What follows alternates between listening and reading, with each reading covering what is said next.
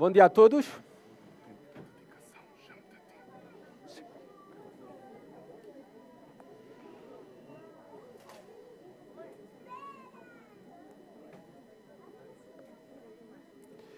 Vamos abrindo as nossas Bíblias na carta de 1 Tessalonicenses e vamos continuar o estudo desta pequena, mas preciosa carta.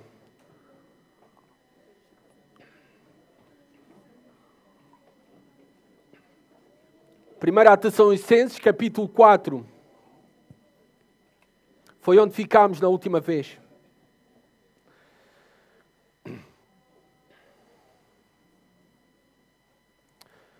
Hoje iremos estar a olhar para um dos textos que contém ensino escatológico. O que é ensino escatológico? É ensino sobre o fim dos tempos, sobre os eventos futuros. Talvez esse texto é o texto que gera mais discussão de todos os textos que temos nas Escrituras sobre o fim dos tempos, sobre os eventos futuros. O estudo do fim de todas as coisas move o interesse de muitos. É por isso que muitos livros e variados filmes têm sido produzidos sobre o mesmo. No entanto, com tanto conteúdo, há uma grande confusão sobre os eventos futuros. E também em muitos, o estudo sobre escatologia gera uma obsessão ao ponto até de perderem o tino e estarem convencidos a todo o tempo de teorias da conspiração de internet retiradas de algum youtuber. Teorias que não fazem qualquer sentido.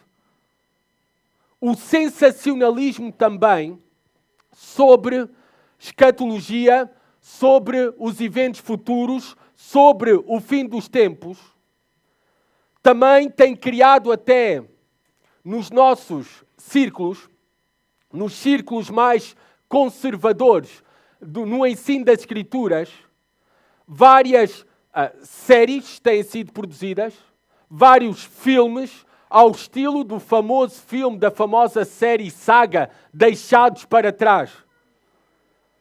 Mas realmente todo esse sensacionalismo tem contribuído e muito para provocar uma maior distração nos cristãos, no povo de Deus, e prender o mesmo com detalhes, prender a sua atenção com coisas ridículas que impedem, na verdade, o seu crescimento espiritual com tudo aquilo que já nos foi revelado nas Escrituras. Porque o que o sensacionalismo faz e a confusão sobre o estudo do fim dos tempos é fazer o povo de Deus negligenciar as promessas das Escrituras. Essas sim que são sensacionais. Essas sim que são seguras. Essas sim que foram reveladas para nós como verdade, que Deus já nos deixou sobre o fim de todas as coisas. É por isso importante o estudo sério e correto sobre as Escrituras, o estudo sério sobre escatologia, sobre a doutrina ou as doutrinas do fim dos tempos, dos eventos futuros, e o mesmo é muito útil para nós como cristãos. Então vamos olhar para este texto de 1 Tessalonicenses capítulo 4, versículo 13 a 18. E lembrem-se que esta é uma carta escrita pelo apóstolo Paulo. Ela foi escrita, movida por cuidado pastoral. Nós não iremos encontrar, por isso, nesta carta, uma completa descrição e um estudo exaustivo de todos os detalhes sobre a segunda vinda de Jesus Cristo, sobre a ressurreição ou sobre o arrebatamento, o rapto. Não iremos encontrar todos os detalhes, porque o propósito de Paulo nesta carta, com tom e motivação pastoral, é apenas produzir nos leitores da carta, nos primeiros leitores da carta, um encorajamento em tempos, na verdade, de grande escuridão para aqueles irmãos, para aquela igreja. Aquela igreja estava a sofrer com a perseguição por causa da sua fé. Eles estavam num túnel escuro e precisavam ver a luz ao fundo do túnel. E o propósito desta carta é Paulo apresentar para eles a luz ao fundo do túnel, para eles que estavam em grande sofrimento, em grande escuridão, por causa da perseguição. Vamos então ler 1 Tessalonicenses capítulo 4, versículo 13 a 18, porque esta carta também é para nós, porque foi preservada para nós. E ela aponta-nos então para a luz ao fundo do túnel escuro da realidade em que nós vivemos no presente. Vamos colocar-nos de pé e ler juntos a palavra de Deus, aqueles que podem. 1 Tessalonicenses 4, versículo 13 a 18. Diz assim a palavra de Deus. Todavia, irmãos, não queremos que sejais ignorantes em relação aos que já faleceram ou aos que dormem, para que não vos entristeçais como os outros que não têm esperança. Porque se cremos que Jesus morreu e ressuscitou, também devemos crer que Deus, por meio de Jesus, vai trazer juntamente com Ele os que já faleceram. Afirmamos pela palavra do Senhor que nós, os que ficarmos vivos para a vinda do Senhor, de modo algum precederemos os que já faleceram, porque, ouvida a voz do arcanjo e ressoada a trombeta de Deus, o próprio Senhor descerá do céu com grande brado, e os que morreram em Cristo ressuscitarão primeiro. Depois nós, os que estivermos vivos, seremos arrebatados com eles nas nuvens, ao encontro do Senhor nos ares, e assim estaremos para sempre com o Senhor. Portanto, consolai-vos uns aos outros com essas palavras. Podem sentar, amados irmãos. Vamos então olhar com maiores detalhes para o texto.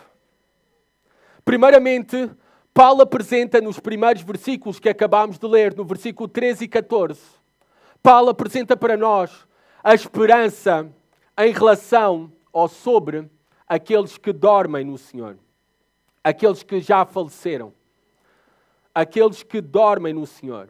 Reparem como Paulo começa ao versículo 13. Não queremos que sejais ignorantes com respeito aos que dormem. Paulo usa esta mesma expressão, não queremos que sejais ignorantes, em outras das suas cartas.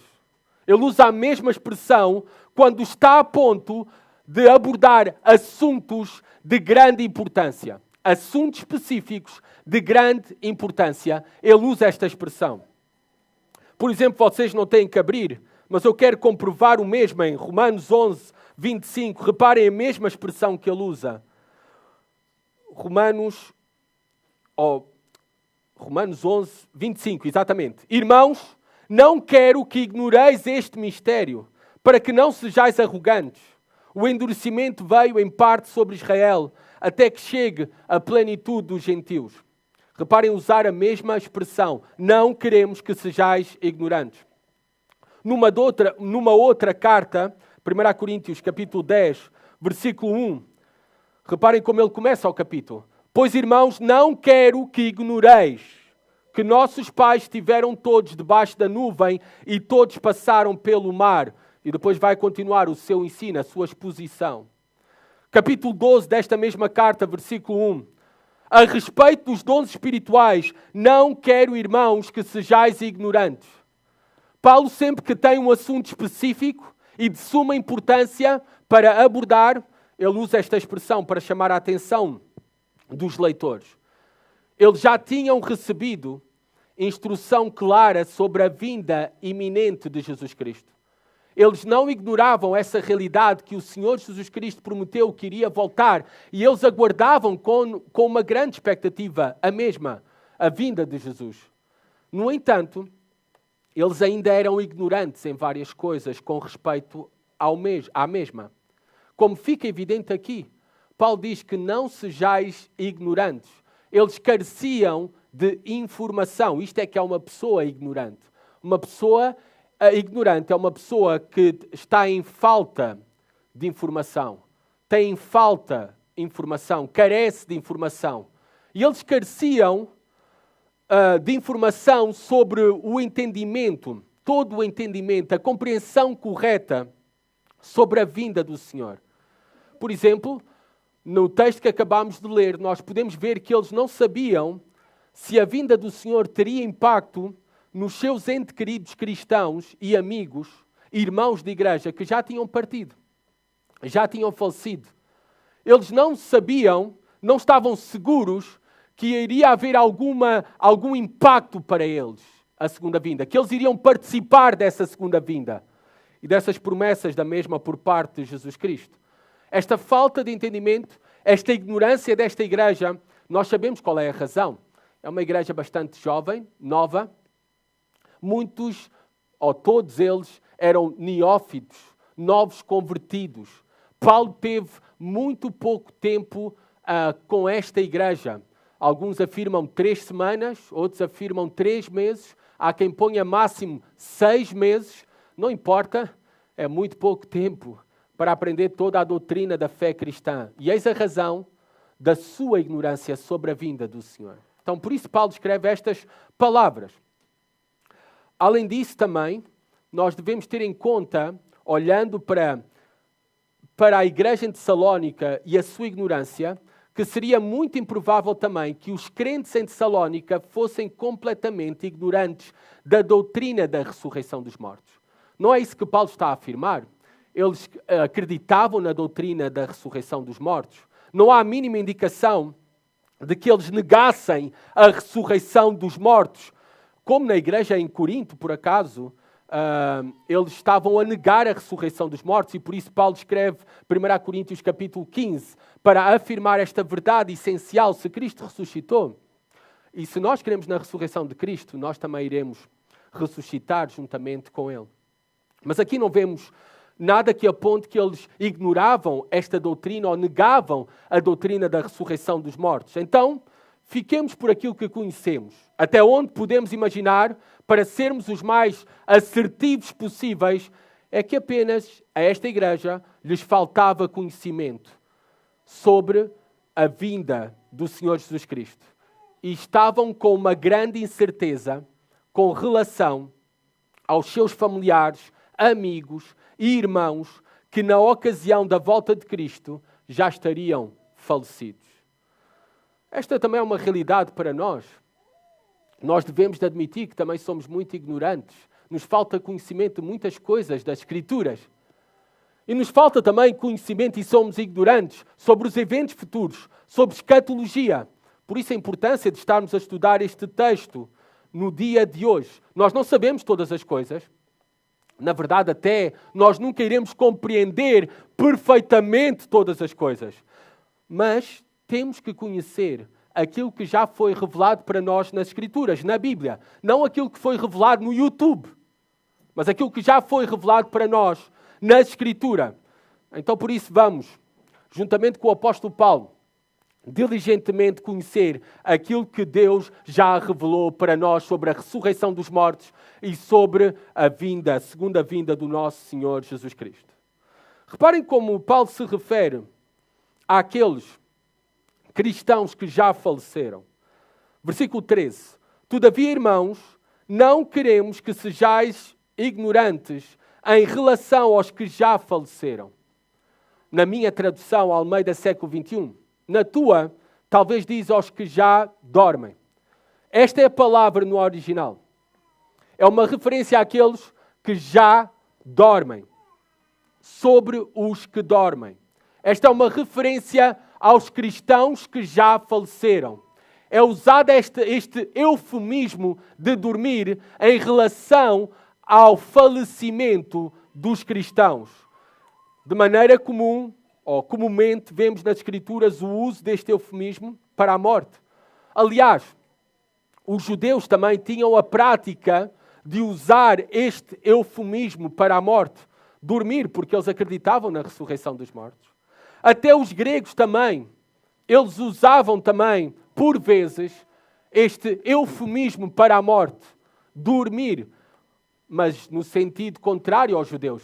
Eles usavam esse eufemismo para a morte porque eles não criam, não acreditavam na ressurreição dos mortos.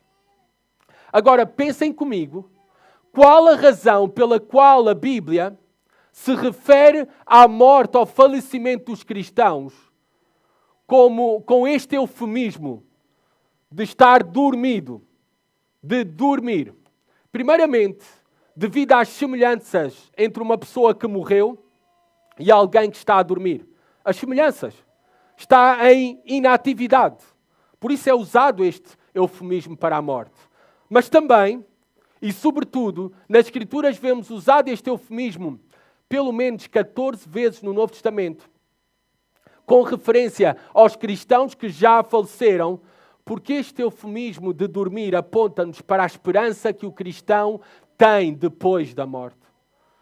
Em que um dia, pela obra e promessa de Jesus Cristo, o seu corpo irá levantar, irá acordar, iremos ressuscitar no novo corpo, um corpo glorificado. Com isto, é muito importante nós termos em conta que a Bíblia aponta para esta esperança de ressurreição. E por isso a morte não nos pode reter. E o uso deste eufemismo, dormir, não deve ser confundido com o que muitos ensinam, com o que muitas seitas ensinam por aí, como o sono da alma. Ou seja, elas afirmam que o corpo morre e a alma, supostamente, ela descansa inconscientemente. Vários textos nas Escrituras apontam para um estado consciente depois da morte. Não há tal coisa como sono da alma, estar inconsciente depois de morrer. Não há. Nós temos exemplos disso, por exemplo, em Lucas capítulo 16. Eu sei que é uma parábola, mas é a parábola do rico e do Lázaro. É uma parábola para transmitir uma realidade verdadeira depois da morte. E nós vemos ali tanto o rico em tormento, como o Lázaro ali na presença de Deus, em descanso, sendo consolado. Essas duas realidades diferentes que estão em todas as Escrituras, e ambos estão conscientes. Não aponta as Escrituras para um estado de inconsciência, de sono, depois da morte. Também pensem comigo, outro evento que prova isso mesmo. O exemplo das palavras de Jesus Cristo, quando estava a ser crucificado com os dois ladrões, e vira-se para um deles e diz: hoje mesmo estarás comigo no paraíso. Consciente, hoje estarás comigo. Ele será consciente dessa realidade, da presença com Deus, com Jesus Cristo. Outro exemplo que não aponta para um sono da alma inconsciente depois da morte. Por exemplo, no Monte da Transfiguração, este evento do Monte da Transfiguração, nós vemos que aparece juntamente ali com Jesus Cristo, diante de Pedro, Tiago e João, Moisés e Elias. Moisés e Elias estão ali, interagem ali com Pedro, Tiago, João, Jesus. Então, fica provado. Eu espero por esses poucos exemplos que eu dei, mas suficientes, que não existe tal coisa como sono da alma. É uma heresia. E normalmente, maioritariamente as seitas que pregam e difundem os seus falsos ensinos, eles acreditam neste sono da alma, mas isto não está conforme a verdade da palavra de Deus. Depois da morte, nós seremos sempre conscientes da nossa realidade. E ele continua no versículo 13. Para que não vos entristeçais como os outros que não têm esperança. Paulo está-se a referir que eles não fiquem tristes como os outros que não têm esperança quando os seus entes queridos morrem. Porquê Paulo diz estas palavras? Primeiro temos de ter em conta que, obviamente, há lugar para a tristeza na vida cristã. Há lugar para o luto. Há lugar para nós chorarmos, para nós estarmos tristes, quando algum dos nossos entes queridos, familiares, amigos, irmãos da igreja, eles morrem. Nós devemos estar tristes, mas não devemos estar tristes como os demais que não conhecem a Deus. O funeral do cristão, ele deve ser marcado, e seria estranho se assim não fosse, por lágrimas. A imagem do nosso Senhor Jesus Cristo, que diante da morte do seu amigo Lázaro, mesmo sabendo que o iria ressuscitar pouco tempo depois, Jesus chorou. O funeral cristão também deve ser marcado por lágrimas. Há lugar para o luto, para este sentimento de pesar, tristeza, devido à separação temporária. À nossa separação temporária daqueles que nós nos amamos.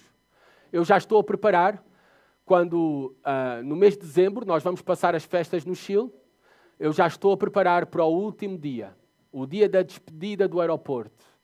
Essa separação temporária é marcada por um mar de lágrimas. Um mar de lágrimas. Então, como não nós estarmos tristes e chorarmos também diante da separação temporária quando algum dos nossos familiares que está em Cristo, amigos que está em Cristo, mesmo salvos, ou irmãos, também partem. Nós estamos tristes, devemos ter esse sentimento de pesar e tristeza.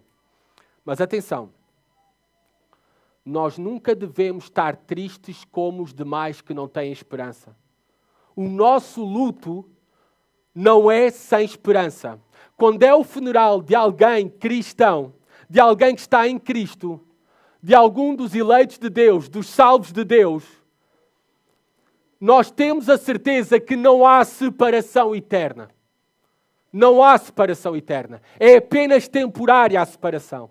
E por isso não devemos estar tristes como os demais, que não têm esta esperança. E que a única coisa que esperam é estarem separados eternamente dos seus entes queridos que não conhecem a Jesus Cristo como seu Senhor e Salvador. Nós não somos como os que não têm esperança, está a dizer Paulo. A coisa mais triste que eu tenho participado é num funeral de alguém que não é cristão. Não há palavras de consolação. Não há palavras para darmos de esperança. A única coisa que resta é a separação eterna dessa pessoa. Paulo se está a referir, marcando esta distinção no versículo 14, aos cristãos. Reparem como começa o versículo 14. Porque se cremos que Jesus morreu e ressuscitou. Se nós cremos na morte, na ressurreição de Jesus Cristo, se nós cremos em quem Ele é, Paulo está a referir aqui à mensagem essencial do Evangelho, às boas novas, às boas notícias que foram reveladas nas Escrituras, o plano da salvação soberana de Deus e a aplicação da mesma por meio da obra de Jesus Cristo para todos aqueles que estão em Jesus Cristo. Só há salvação, vida eterna, esperança de vida eterna, para todos aqueles que abraçam Jesus Cristo como seu Senhor e Salvador, crendo na sua morte e o favor que obtemos para o perdão dos nossos pecados através da sua morte e a reconciliação com Deus, confirmada também na sua ressurreição. E também nós cremos na sua ressurreição. Tal como Deus o levantou ao seu Filho ao terceiro dia dos mortos e o ressuscitou. Se nós estávamos representados em Cristo na sua morte, também estamos representados em Cristo na sua ressurreição. Se nós estávamos ligados a Cristo na sua morte, também estamos ligados a Cristo na sua ressurreição. Por isso nós sabemos que podemos morrer, mas um dia nos iremos levantar e iremos ressuscitar. Essa é a esperança viva e verdadeira que temos nós, que abraçamos a mensagem das Escrituras, Cristo e o seu glorioso Evangelho. E a importância de Paulo aqui a falar não apenas de crer na morte de Jesus Cristo, mas também, por consequência, se cremos verdadeiramente na suficiente obra de Jesus Cristo, na sua morte em nosso lugar, em nosso favor, para o perdão dos nossos pecados, para a reconciliação com Deus, por consequência também, nós cremos na ressurreição de Jesus Cristo e temos de ter essa esperança de vida eterna. É isto que Paulo diz no versículo 14. Também devemos crer que Deus, por meio de Jesus, vai trazer juntamente com ele os que já dormem. Os que já dormem. Por meio de Jesus Cristo nós devemos crer. Todos aqueles que estão em Jesus Cristo. Uma pessoa salva. Ela é descrita nas Escrituras, em vários textos, que agora não temos o tempo para ir a todos os textos. É apresentada ou descrita como alguém que está em Jesus Cristo. E em João capítulo 10, Jesus Cristo diz que todos aqueles que estão nele são guardados num relacionamento permanente para todo o sempre com ele. Eu vou ler para vocês João capítulo 10. João 10, versículo 28 e 29. Reparem o que diz a palavra de Deus. Dou-lhes a vida eterna e jamais perecerão, e ninguém as arrancará da minha mão. Meu Pai que as deu para mim é maior do que todos, e ninguém pode arrancá-las da mão do meu Pai. Esta é a nossa esperança. Se estamos em Cristo, somos guardados num relacionamento permanente com Ele. E nada se altera depois da morte.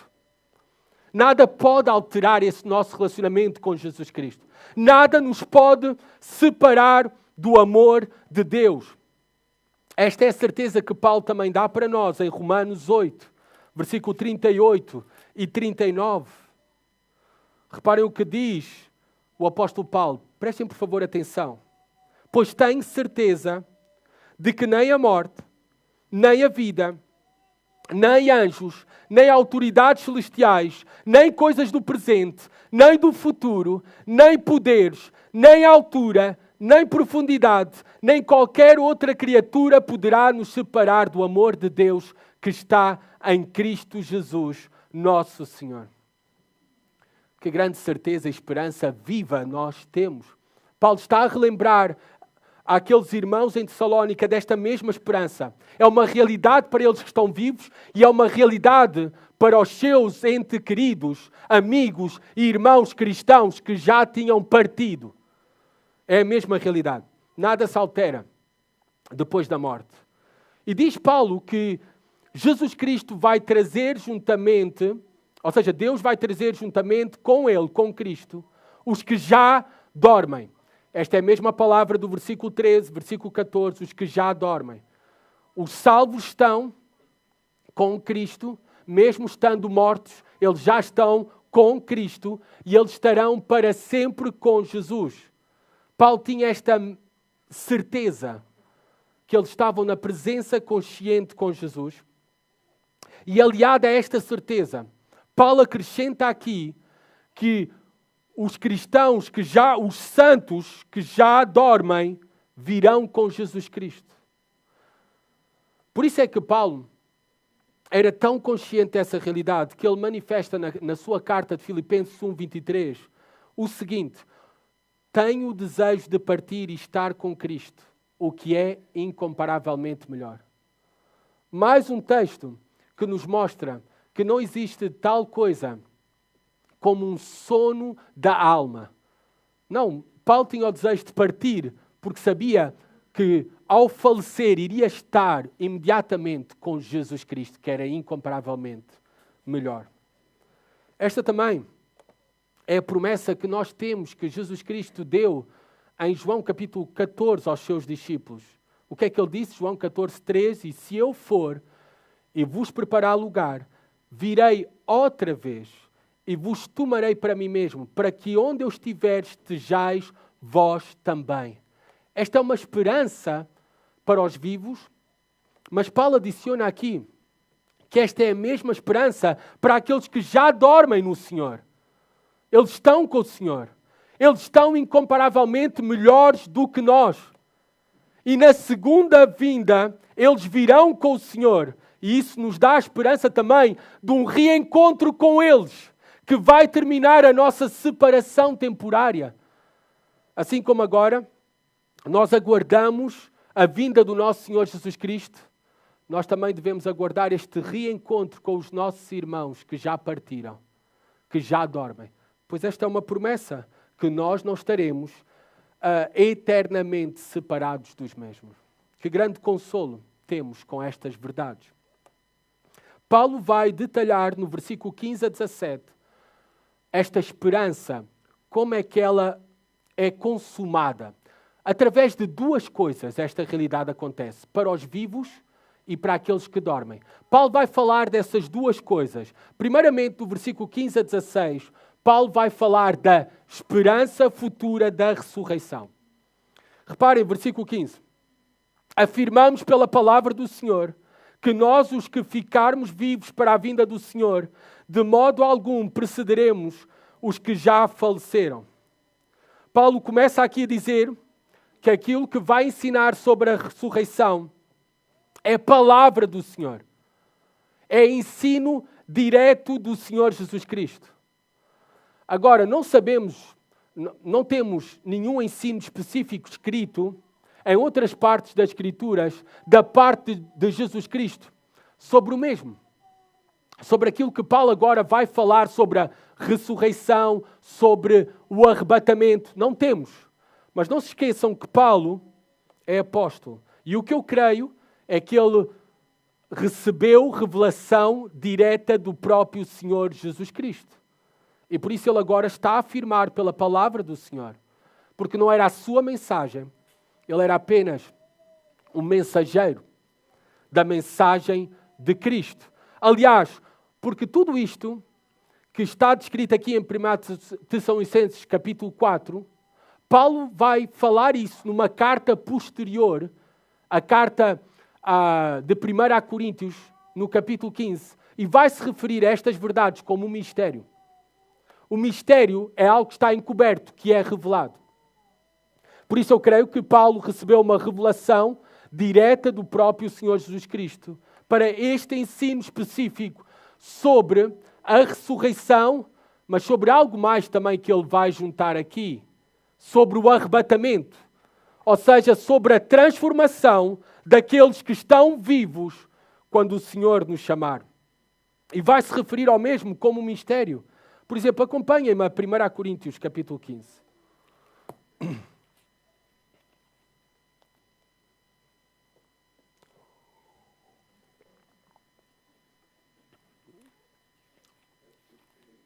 Primeira Coríntios, capítulo 15, versículo 50.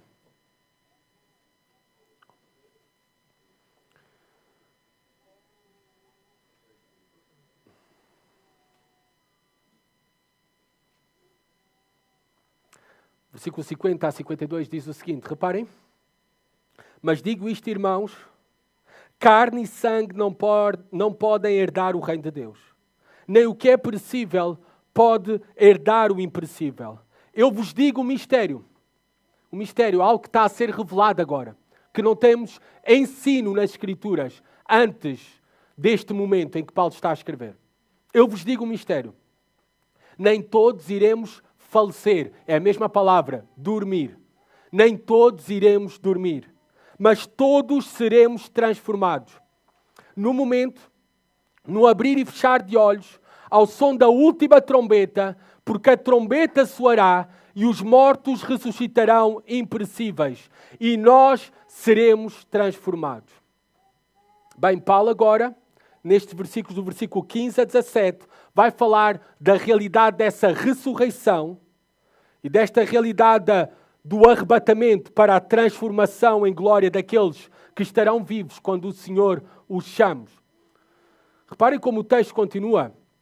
Voltando a 1 Tessalonicenses capítulo 4, versículo 15. Os que ficarmos vivos para a vinda do Senhor.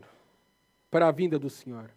Esta palavra, parócia, ela significa presença do Senhor, a chegada do Senhor. Por isso é que é traduzida por nós para a vinda do Senhor. E isto cumpre cabalmente e claramente a promessa que Jesus fez aos seus discípulos. Em João 14, 1 a 3.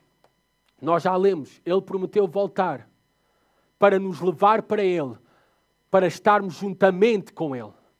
E é disto aqui que Paulo está a falar. Do cumprimento desta promessa.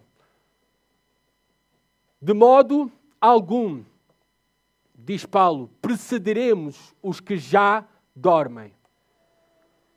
Em vez de estarem alienados das promessas sobre a vinda do Senhor, os cristãos mortos, que já dormem, Paulo está a dizer, eles até terão uma vantagem sobre vocês. Eles terão uma vantagem sobre nós, os que estamos vivos. E estaremos vivos, se estivermos vivos quando o Senhor nos chama. Eles têm uma vantagem sobre nós. Eles serão os primeiros a experimentar a transformação para um corpo glorificado. A ressurreição. A transformação para um corpo glorificado. De modo algum precederemos os que já faleceram. Versículo 16. Porque ouvida a voz do arcanjo e ressoada a trombeta de Deus, o próprio Senhor descerá do céu com grande brado e os que morreram em Cristo ressuscitarão primeiro. Aqui está a falar então que este evento será marcado pela voz do arcanjo. Não se sabe muito nas Escrituras sobre a hierarquia sobre os anjos. O mesmo é um mistério para nós. Não sabemos se há apenas um arcanjo, se há mais arcanjos, mas sim o que podemos afirmar com propriedade é que a palavra arcanjo aparece aqui e aparece apenas mais uma vez, apenas nas Escrituras, em Judas 9, como referência ao arcanjo Miguel. Depois não temos mais nenhuma referência a arcanjos nas Escrituras. E talvez aqui Paulo está a dizer que esta voz do arcanjo talvez seja a própria voz do arcanjo Miguel, mas não temos como ter a certeza. Fala também que este evento será marcado para convocar o povo de Deus através do soar da trombeta de Deus. Agora, por que o uso desta imagem? Trombeta. Porque nas Escrituras, as trombetas são usadas, nós vemos ao longo de todas as Escrituras, no Antigo até ao Novo Testamento, elas são usadas nas celebrações religiosas, elas eram usadas também na convocação do povo, elas são usadas em Apocalipse, por exemplo, do capítulo 8 ao capítulo 11. Cada toque da trombeta precede um juízo de Deus. Mas aqui Paulo está a fazer uso desta imagem da trombeta para a convocação do povo de Deus. Porque aqui no contexto, nós não vemos nenhuma menção a juízo. Paulo está a fazer a convocação do povo de Deus para a salvação, para estar com o Senhor, com aquele que Paulo diz, descerá do céu com grande brado. E esta é a voz do próprio Senhor. O próprio Senhor irá convocar com uma voz alta, forte, autoritária, de comando, tal como um comandante ao seu exército, o Senhor próprio com a sua voz irá convocar os seus para estarem com Ele. Amados, eu não creio que este texto, como alguns afirmam, está-se a referir ao evento da segunda vinda de Jesus Cristo, em qual Ele vem para esmagar os seus inimigos e estabelecer o seu reino na terra. Eu não creio isso. Porque eu creio que está a falar de eventos diferentes entre a vinda de Jesus Cristo e também o arrebatamento. Por favor, acompanhem-me para ver como o discurso é diferente em Mateus 13. Mateus, o primeiro livro do Novo Testamento.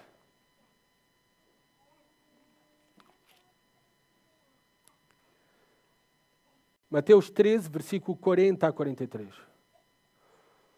Reparem o que vai acontecer na segunda vinda de Jesus Cristo. Em que Ele vem para estabelecer o seu reino, para subjugar e destruir os seus inimigos e reinar para todo o sempre. Reparem, em Mateus 13, diz o seguinte, 40 a 43. Assim como o joio é colhido e queimado no fogo, assim será no fim do mundo.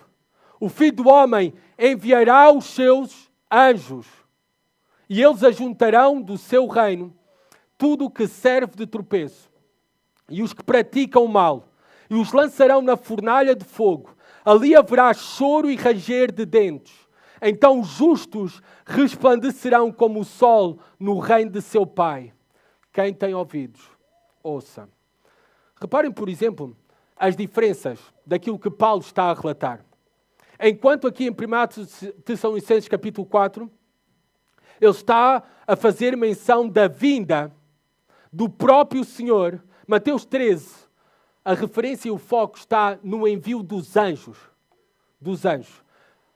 Enquanto aqui o foco em 1 Tessalonicenses capítulo 4 está para salvar o seu povo para ele, em Mateus 13 o foco está para fazer juízo sobre os seus inimigos. É por isso que eu creio que aqui em 1 Tessalonicenses 4 está a falar de um evento diferente. É o próprio Senhor, não há nenhuma menção a anjos, não há nenhuma menção a juízo, e o foco está apenas na igreja, nos salvos. E Paulo diz: e os que morrerem em Cristo ressuscitarão primeiro. Na Bíblia fala de duas ressurreições, a primeira e a segunda ressurreição. Paulo está aqui a mencionar a primeira ressurreição. Outros textos na Escritura, vocês não têm que abrir, mas eu vou ler para vocês, pelo menos uma referência no Antigo Testamento e no Novo Testamento, falam que haverá ressurreições distintas. Em Daniel 12:2 diz: muitos dos que dormem no pó da terra ressuscitarão. Dormem, outra vez este eufemismo para a morte. Uns para a vida eterna, irão ressuscitar para a vida eterna, e outros para vergonha e desprezo eterno. Duas diferentes ressurreições. De dois diferentes grupos. Uns para a vida eterna, outros para a condenação eterna. João, capítulo 5, versículo 28 e 29. Também fala de duas ressurreições. Diz assim a palavra de Deus: não vos admireis disso, porque virá a hora em que todos os que estão nos sepulcros ouvirão a sua voz e sairão.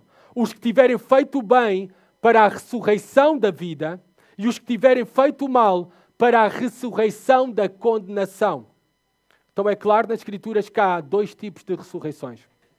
Haverá uma ressurreição para a vida eterna dos justos e haverá uma ressurreição para a condenação eterna, a ressurreição dos injustos.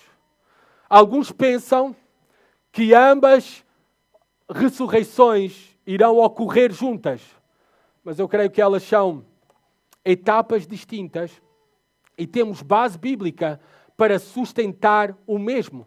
Vamos regressar a 1 Coríntios 15, versículo 22. Elas não são juntas, são distintas.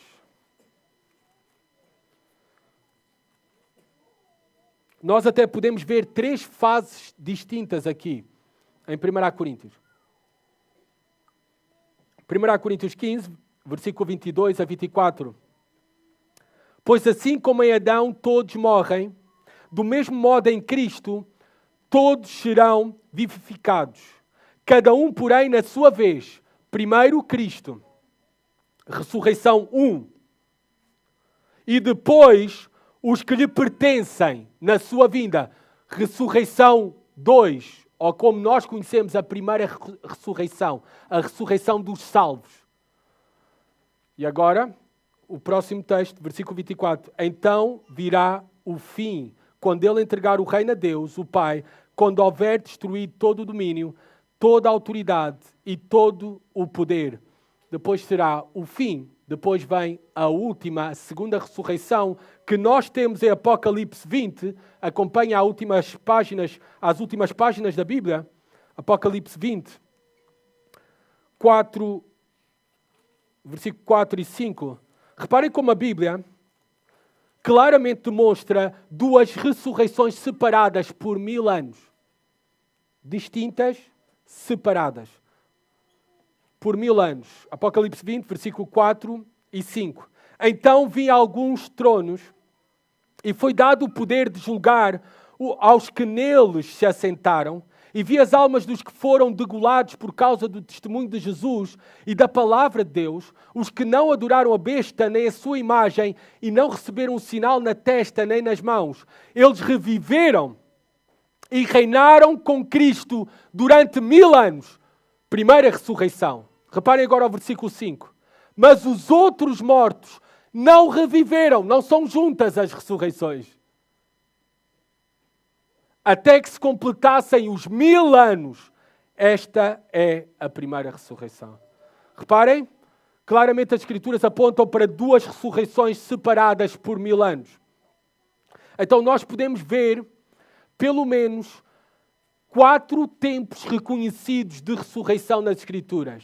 A ressurreição de Cristo, a ressurreição dos santos, que nós estamos a falar aqui em 1 Tessalonicenses capítulo 4.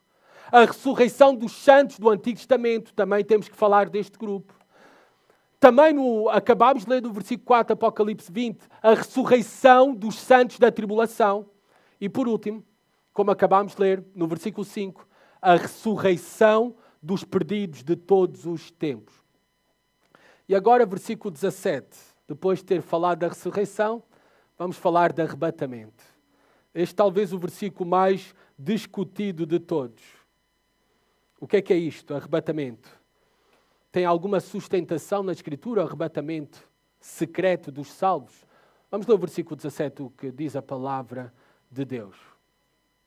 Depois nós, os que estivermos vivos, seremos arrebatados com eles nas nuvens, ao encontro do Senhor nos ares, e assim estaremos para sempre com o Senhor. Reparem, a palavra que está aqui, arrebatados, alguns dizem que o arrebatamento é a mesma coisa que a segunda vinda de Jesus Cristo, mas são palavras diferentes. A palavra aqui para arrebatamento é arpazo. É a mesma palavra, por exemplo, traduzida nas nossas Bíblias em outros textos para tirar, retirar. Se a segunda vinda é para reinar nos novos céus e nova terra, por que eu uso desta palavra para retirar e tirar?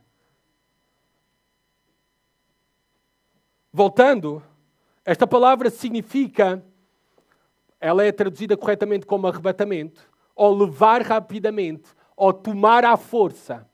Este é o significado, o sentido original. Quer dizer apoderar-se, reivindicar, apanhar, agarrar, levar a toda a velocidade, capturar, agarrar de surpresa. É todo o sentido desta palavra, arpazo. Na verdade, esta palavra cumpre aquilo que nós já lemos em 1 Coríntios capítulo 15. Aqueles que estão vivos serão transformados. E cumpre também, para mim, o entendimento daquilo que Jesus Cristo prometeu em João 14. Eu virei para vos levar para mim. Este é o arrebatamento. Porquê é que nós também queremos no arrebatamento? Fazendo uma leitura cronológica das Escrituras também, do livro do Apocalipse, por exemplo. Se lemos cronologicamente o livro do Apocalipse, nós reparamos em detalhes muito curiosos. Os primeiros 3 capítulos do Apocalipse falam 19 vezes da igreja. Do capítulo 4 ao capítulo 19 do Apocalipse, sabem quantas vezes é mencionada a igreja? 0. E está a falar do capítulo 4 ao 19 de todo o tempo de tribulação, os juízos, as copas, as trombetas, os selos, juízo sobre a terra. Não é estranho que uma carta que é para cristãos que estão a sofrer perseguição, e é a carta do Apocalipse, e quer ensinar a igreja de como deve responder em tempos de tribulação, não é estranho que do capítulo 4 ao capítulo 19 nenhuma vez é mencionada a igreja. É que se tu crês no arrebatamento, a igreja não estará aqui na tribulação. Não estará. Ela será poupada dessa hora. Se tu crês, obviamente, no arrebatamento antes da tribulação, ela será poupada, ela não estará aqui. No contexto bíblico, arrebatamento e segunda vinda não são a mesma palavra no original grego. E estes termos também têm significados teológicos distintos. Reparem o que diz Paulo, o detalhe que acrescenta. ao arrebatamento, ao encontro do Senhor nos ares. Para que é que nos vamos encontrar com o Senhor nos ares e não na terra? Que sentido faria, não é isto, se não estamos a falar de arrebatamento? Para que nós subirmos para os ares e logo descer para a terra? Jesus Cristo não quer brincar ao elevador conosco.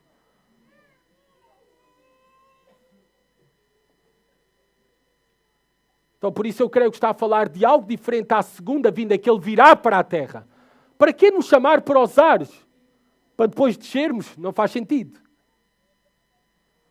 Está a falar deste episódio misterioso que Paulo agora está a revelar para nós, que dá detalhes também em 1 Coríntios 15, daqueles que estão vivos, serão chamados ao encontro do Senhor nos ares, arrebatados, e serão transformados em corpo de glória. Tal como aqueles que estão mortos também serão transformados com um novo corpo, irão ressuscitar. Mas o mais importante é o que termina, como termina o versículo 17, reparem. E assim estaremos para sempre com o Senhor. Isto é o mais importante. E assim estaremos para sempre com o Senhor. É isto que torna o céu o mais especial para o cristão. É que o nosso Senhor está lá. É isto que torna tão especial a eternidade. Não é as ruas de ouro. O que torna especial a eternidade é que o meu Senhor e Salvador Jesus Cristo está lá. Ele é o céu. Ele é o tesouro maior. Ele é a nossa maior herança. Ele é a nossa maior esperança. Ele é tudo para nós. É isto que é o mais importante para nós. A maior e melhor esperança que nós temos é estarmos para sempre com o Senhor. Esta é a nossa maior e melhor recompensa. Não há nada que se compare a isso. Estar com Jesus Cristo para todo sempre. Como o mártir Inácio de Antioquia escreveu o seguinte, falando sobre esta realidade e esta esperança de estar para sempre com o Senhor. É bom para mim morrer em Cristo Jesus, mais do que reinar de um extremo ao outro da terra. É Ele que eu procuro. Ele que morreu por nós. É Ele que eu quero. Ele que ressuscitou para nós. Estou prestes a nascer. Deixai-me receber a luz pura. Quando lá tiver chegado, serei um homem. A esperança da ressurreição e a esperança de estar sempre com o Senhor. Essa é a nossa maior e melhor esperança. É por isso que Paulo termina o versículo 18 com as seguintes palavras. Depois de vocês serem relembrados e ensinados sobre esta esperança futura daqueles que dormem. Já dormem e já partiram. Eles estão com o Senhor e estarão para sempre. E vocês que estão vivos também têm a esperança da ressurreição ou então da transformação em glória por meio do arrebatamento, no encontro do Senhor nos ares. Diante desta esperança maravilhosa que nós temos, Paulo diz, portanto, consolai-vos uns aos outros com essas palavras. Esta esperança, ela não é individual, ela é coletiva, ela é de toda a igreja. Ela não é para ser privada, não é para guardarmos para nós, ela é para ser partilhada, diz Paulo. Ela deve ser usada recorrentemente entre nós nas nossas conversas para nos estimularmos uns aos outros com esta esperança que estaremos para sempre com o Senhor, com esta esperança da ressurreição. Nós devemos usá-la para, por exemplo, dar esperança a quem estiver a sofrer entre nós, especialmente com luto de alguém ente querido cristão. Há a esperança da ressurreição. É apenas uma separação temporária, mas não eterna. Também para dar coragem a cada um de nós no mundo conturbado em que vivemos, com a ameaça da Terceira Guerra Mundial, tenhamos esperança. O Senhor Jesus Cristo vem por nós. Também para estimularmos a unidade entre nós e perseverarmos na unidade, no hoje, porque nós somos relembrados que vamos estar unidos com os salvos por toda uma eternidade. Então é bom nós nos habituarmos agora a estarmos juntos e a perseverar em unidade, porque vai ser por toda uma eternidade.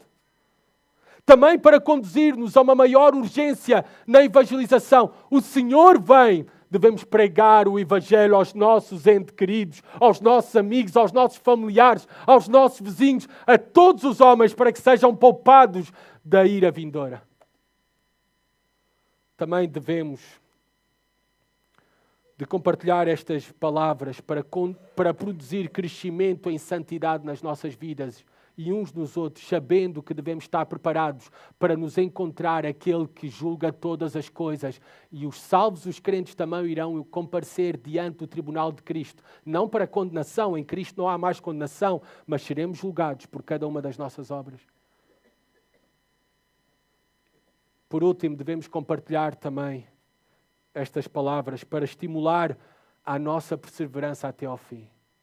Por muito que estejamos num túnel escuro, nós já conhecemos e vemos a luz ao fundo do túnel. Nós vemos essa luz ao fundo do túnel. E essa luz será nossa. Essa luz será nossa.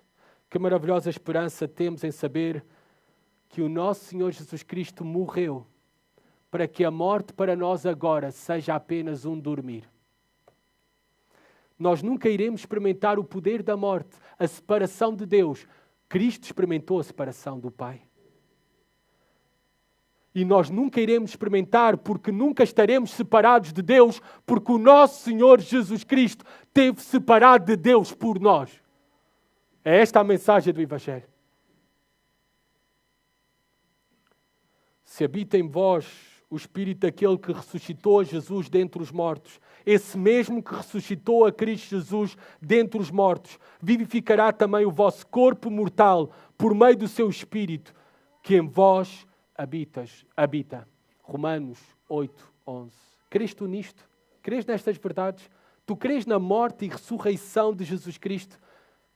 Porque somente aqueles que creem de todo o coração na morte e ressurreição de Jesus Cristo, que creem nele como Senhor e o receberam como seu Salvador, somente esses serão salvos e estarão para sempre com Jesus.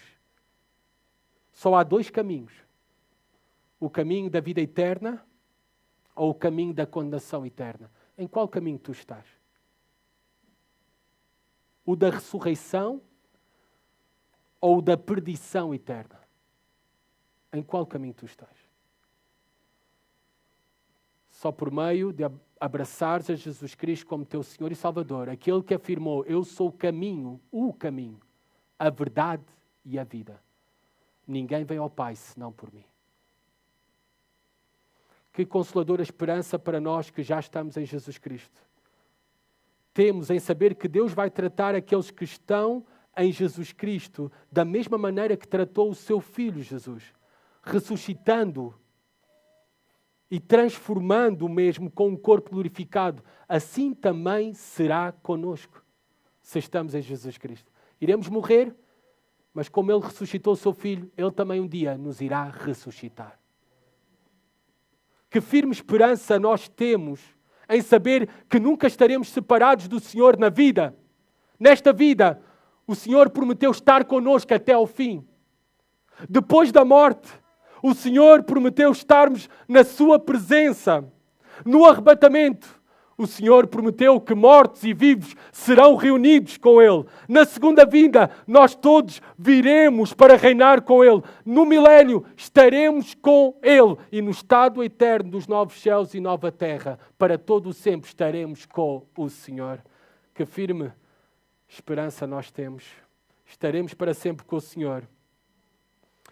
Tenhamos esta mesma certeza, esta mesma confiança, a mesma ambição do apóstolo João com esta esperança. Assim mesmo se purifica todo o que nele tem esta esperança, assim como ele é puro. E diante destas palavras, diante destas verdades eternas, futuras, diante das palavras de Jesus Cristo, certamente cedo venho, as mesmas palavras que disse ao apóstolo João e que ficaram para nós, certamente cedo venho, que nós possamos ter o mesmo desejo que o apóstolo João, quando respondeu a estas palavras em Apocalipse 20, 22, 21, ora vem, Senhor Jesus. O que nos resta apenas é aguardar a luz ao fundo do túnel escuro desta realidade. O que nos resta apenas é aguardar o nosso triunfo final. Enquanto isso clamamos, ora vem, Senhor Jesus. Pai, nos juntamos, juntamente ao desejo do apóstolo Paulo, à certeza, à fé e à confiança de que partir e estar contigo é incomparavelmente melhor. Mas enquanto estamos aqui, Senhor, nós que temos esta viva esperança, possamos viver para exprimir toda a nossa gratidão, agradecer-te, representar-te fielmente, Senhor, aqui na terra, até que tu venhas, Senhor, ou até que tu nos chames para ti. E o nosso desejo, Senhor, e a nossa oração é a mesma que o apóstolo João. Vem, Senhor Jesus. Vem, Senhor Jesus. Amém.